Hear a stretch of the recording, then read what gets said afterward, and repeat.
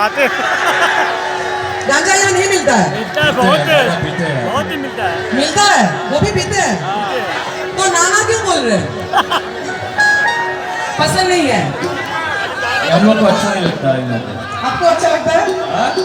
आपको क्या अच्छा लगता है? नहीं, हमको तो बस वही अच्छा लगता है कि जब ये लोग मेरा मूड बना करके भाग हम पीस के तैयार करते हैं और गंगा का घाट होता है और वहीं पे ठंडाई छान करके एकदम ले लेते हैं, मस्त हो जाते हैं। हम नहीं लेते हैं, लेते हुए देखते हैं, बड़ा अच्छा लगता है। आप कुछ नहीं लेते हैं? अच्छा।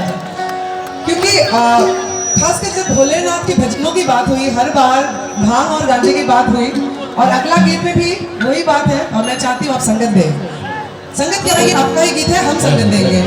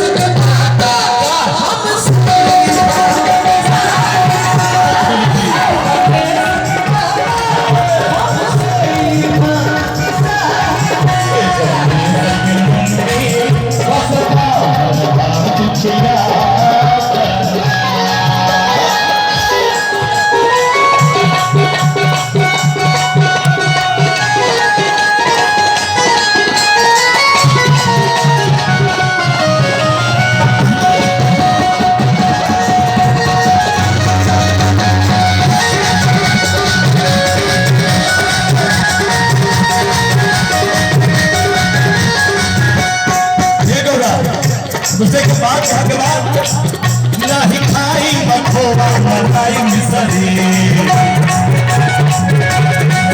नहीं खाई मखोबा मलाई मिसरी, नहीं ठिकवा से भंगिया कछवार मिसरी। सुना बतिया हमार बिना भावे देवला, सुना बतिया हमार बिना भावे देवला, हमरे सामने से जल्दी से हटा करना।